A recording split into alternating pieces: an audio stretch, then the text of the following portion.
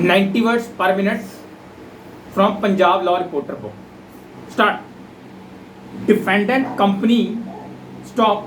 It is pertinent to note that email dated 27/12/2016, 13/1/2017 and 30/1/2017 were sent to Shri Chandan Mitra, Chairman and Managing Director of the defendant company, and email dated 26/12/2016 and 11/1/2017 were sent to the official email address of the defendant company, as is evident from the form of Director DIR 12 submitted by the defendant company. Stop. The said document has been filed by the defendant company along with I.A. number 283/2017. Stop. Stanza.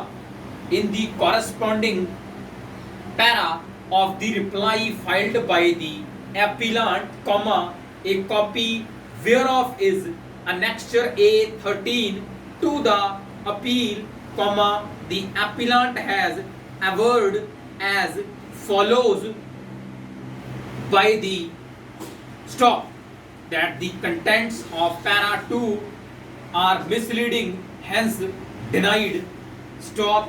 If it pertinent here to mention that the defendant company made a payment of rupees 8,88,023 through check number 232634 dated 30/12/2016, and the same was debited from the bank account of the defendant company on 2/1/2017. Stop.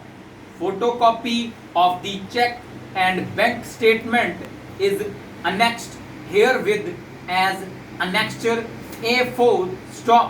This payment was made by the defendant company as per the agreement dated 9th June 2012/11 for 15 years occupancy till year 2026, and the same was toward yearly miscellaneous expenses. Stop. The applicant plaintiff company has received the payment but concealed the same from this honorable court in the application under reply and the execution petition. Stop.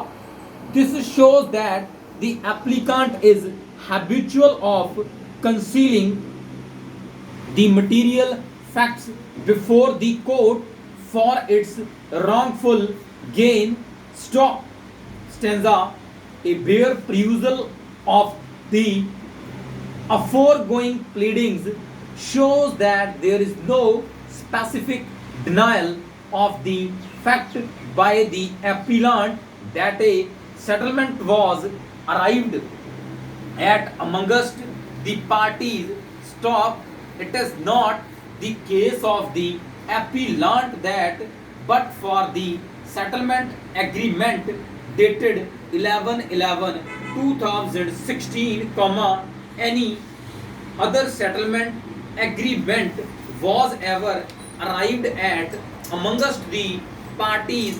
Stop. That being so, the issuance of the emails as referred to in para 10 of the application filed by the respondent under section 340 CRPC necessarily leads to the conclusion that emails exchanged amongst the parties were equally in relation to the settlement dated 11/11/2016 only, and it was to the very knowledge of Shri Chandan Mitra, Chairman and Managing Director of the appellant, as well.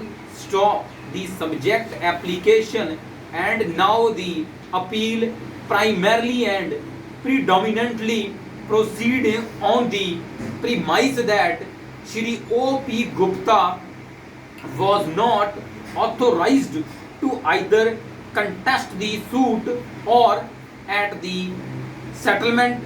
It is equally worth noting that the memorandum and the grounds of appeal are equally silent and do not even impliedly dispute the correctness of the observations made by the learned single judge that Shri O.P. Gupta has been representing the appellant in arbitration petition number 22/2013 and execution petition number 154/2015 on the strength of the board resolution dated 29/9/2001 only. Stop in the stop. Okay.